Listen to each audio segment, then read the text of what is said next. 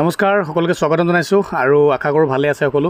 দেখিছে আজি অলপ গাহৰি মাংস লৈ আহিছোঁ আৰু গাহৰি মাংসটো ভাবিছোঁ যে অলপ স্পেচিয়েলকৈ বনাই খাম আজি মাংসটো বনাম মাটিমাহৰ সৈতে বনাম। আৰু এইফালে দেখিছে নাই এই ৰাহুৱে এইটো মোক দিছিলে খাবলৈ ৰুটি নাখালোঁ এই ভাইটি মাৰি আছে মানে খোৱা বস্তুটো আগত থাকিলে ৰ'ব নোৱাৰে মানে। দোকানত কাম কৰি আছিলোঁ আৰু ভোকো লাগি আছিলে, কিবা এটা খাবলৈ মন গৈ আছিলে। সেই সময়তে ইহঁতকেইটাও আহি ওলালেহি আৰু তিনিটাই পাতিলোঁ যে কি কৰা যায়, গতিকে অকণমান গাহৰি মাংসকে আনিলোঁ। আৰু গাহৰি মাংসখিনি আজি সদায় একেবাৰে খাই আছোঁ, আজি ভাবিলোঁ যে অলপ বেলেগ ধৰণে খাওঁ, মানে মাটিমাহৰ সৈতে গাহৰি মাংসখিনি বনাম বুলি ভাবি আহিছোঁ আমি দোকানতে। গতিকে ধুনীয়াকৈ আহি এতিয়া বনাবলৈ ষ্টাৰ্ট কৰিছোঁ।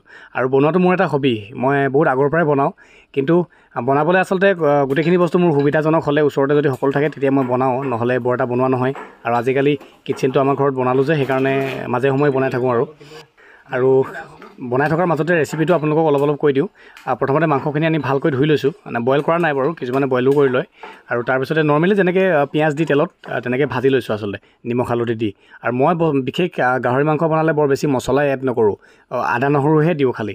আৰু এইফালে জলকীয়াটো কিন্তু লাগিবই, এইফালে ঘৰত একদম বি জলকীয়া কাটি শুকুৱাই থৈ দিছিলে, তাৰে এটুকুৰা দি দিছোঁ। এটুকুৰাই কাফি, কাৰণ ইয়াত বহুত বেছি জাল আছে।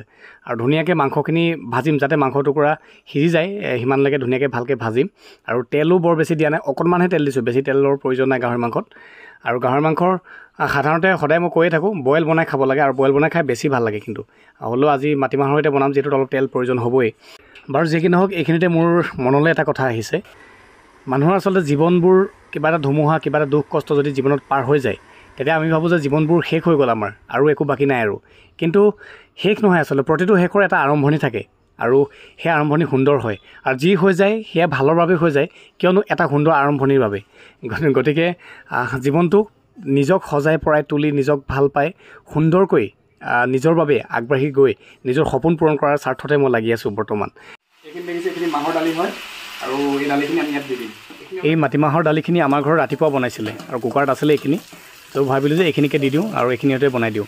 আৰু আপোনালোকে বনালে মাটিমাহখিনি সদায় কুকাৰত চিটি মাৰি ধুনীয়াকৈ বইল কৰি ল'ব, মানে সিজাই ল'ব, আৰু তাৰপাছতে মাংসখিনি ফ্ৰাই হোৱাৰ পিছত দিব। আৰু আপোনালোকক আটাইতকৈ জমনি বস্তু এটা দেখাইছোঁ, ভালকৈ এবাৰ চাব। ইয়াৰ মুখখন চাওক, এক্সপ্ৰেশ্যনটো, মানে পেজ পাতি আছে এই কাঁহীখনত দেখিছে নহয়, ভাত যে কম আছে সেইকাৰণে, ভাত আৰু নবনাওঁ বুলি ক'লোঁ, ঠাণ্ডা ভাত সেইকেইটাই আছিলে। আৰু তাৰ পেজ পতাৰ কাৰণে উপায় নাই, লাষ্টত আকৌ এটা কুকাৰত ভাত পাতি দিবলগীয়া হৈছে, মানে কাৰণ সিহঁতি ভাত কেইটামান অলপ বেছিকৈ খায়, আৰু সিহঁতে দুইটাই মানে এনেকৈ পেজ পাতিছিলে। আৰু সিহঁতৰ লগত প্ৰায় খানা চানা খাই থাকি ময়ো কেইটামান ভাত খাবলৈ লৈছোঁ আজিকালি। আৰু আপোনালোকে কৈ থাকে নহয় নিজৰ যতন ল'বলৈ, স্বাস্থ্যৰ কেয়াৰ ল'বলৈ, খোৱা বোৱা ভালকৈ কৰিবলৈ, গতিকে ময়ো অলপ ভালকৈ খোৱা বোৱা কৰিবলৈ আৰম্ভ কৰিছোঁ। আৰু আজি টেষ্ট কৰি চাওঁ, বহুত দিনৰ মূৰত খাম মাটিমাহৰ সৈতে গাহৰি মাংস, বহুদিন খোৱাই নাছিলোঁ। ফাইনেলি ভাতকেইটা একদম পেট ভৰাই ধুনীয়াকৈ খালোঁ, আৰু সঁচাকৈ খাই বহুত বেছি ভাল লাগিলে। যিসকলে গাহৰি মাংস খাই ভাল পায় তেওঁলোকে প্লিজ এনেকৈ মাটিমাহৰ সৈতে এদিন বনাই খাবচোন, বিৰাটেই ভাল পাব খাই পেলাই। আৰু মোৰ লগত যিকেইটা ভাত খাই আছে, সিহঁতি আচলতে যেতিয়া খাই থাকে কিবা এটা, তেতিয়া সিহঁতি মূৰ নাদাঙে ওপৰলৈ, আৰু খুব বঢ়িয়াকৈ খাই থাকে।